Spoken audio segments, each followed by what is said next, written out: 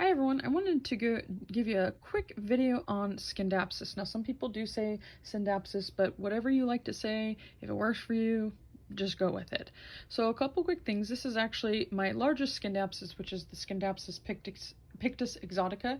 That I bought it at a nursery and absolutely loved it. It was about $45. And so yeah, I've been able to propagate several plants from that. But let's jump straight into the Scindapsus, a little bit about it. It is part of the aroid family, which, you know, if you know anything about aroids, they have a lot of similar characteristics. The anthuriums, monsteras, and philodendrons. Some people do nickname this silver or satin pothos, and they get it confused with pothos and or philodendrons, and so I don't like to call it that. I like to call it exactly what the name is. But let's jump right into some of the tips here. Number 2, it's really important that you allow the soil to dry out in between waterings. This one here, I have it indoors. It's been summertime and pretty high humidity, and I water it every 3 weeks, if that.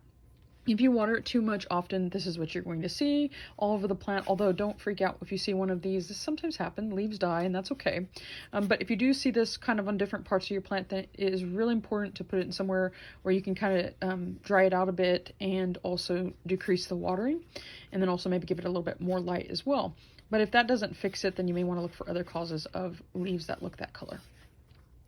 And number 3, if you're not sure when to water your plant, if you see curl leaves, that's often a big indicator for Scindapsus. I'll show you an example here. There is a Scindapsus leaf, and you can see that that is actually curled, and it is very dry, so that does need to be watered soon. Even though I don't like to wait until that point, but if you're somebody that's newer to plants, that might help you to kind of know when you definitely need to water. Number 4, moss poles. Moss poles, like with most aroids, if you put them on a moss pole, the leaves are going to get bigger, it's going to grow bigger, it's just going to look healthier because these are naturally climbers. And so here's an example of that, and I want to explain just real quick here. About a month and a half ago, I did not have this on a moss pole, and it was maybe half the size of this silverian here, and in just a month and a half after being on the moss pole, and of course it's been outside too, which I think helps, in indirect light, it has significantly picked up its pace of growth. And so that is the Scindapsus argyrius, which is a very common one. And so it is doing quite well on the moss pole.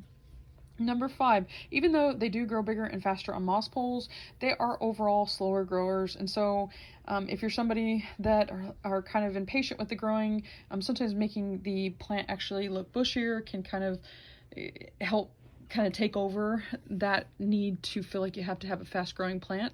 And so you can propagate very easily. At least I've had quite a lot of success with it, but you can propagate from just cutting a node and then putting it into, I usually use rainwater, and I like to use these Kavita bottles. I do think that I have more success when I use the darker bottles versus the clear bottles. I've tried both, and it just seemed like they rooted a lot faster, and the clear bottles, it was having a hard time rooting.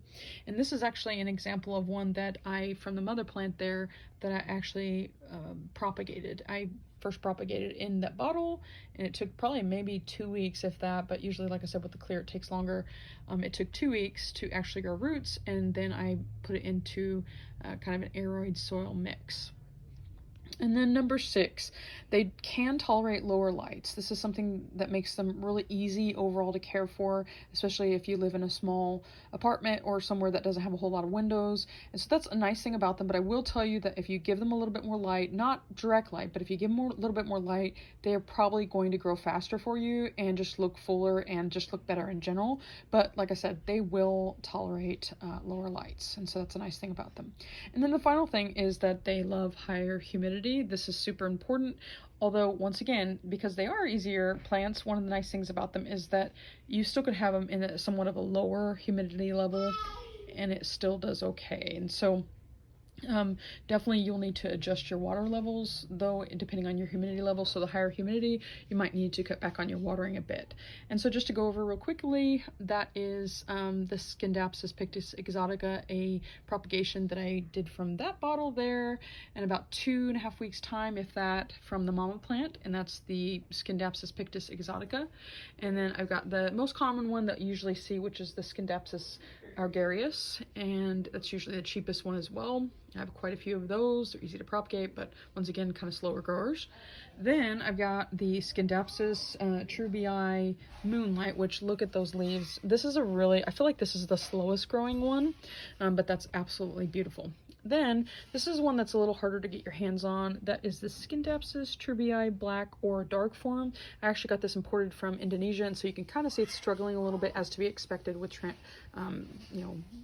plants that you get outside of the country. And then there's the Silvery Ann, which is absolutely beautiful. You can see the tips. Often people get these two confused, but you can see kind of the silvery tips, the white out on the tips, and it's relatively inexpensive most places to get this one as well, and easy to propagate. All right, everyone, well, make sure to subscribe, and if you have any tips about Scindapsus, make sure to comment below, and until next time, guys.